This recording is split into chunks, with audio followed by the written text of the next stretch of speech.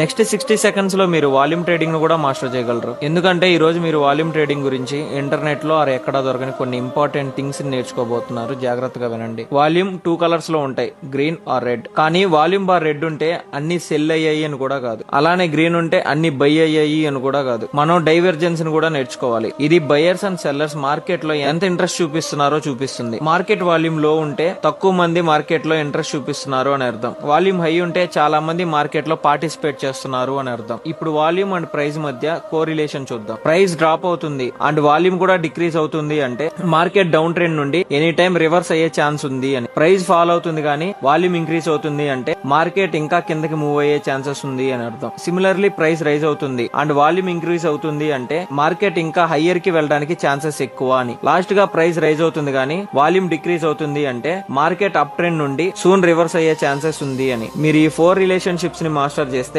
Market లో profits earn చేయడంలో మిమ్మల్ని ఎవరూ ఆపలేరు.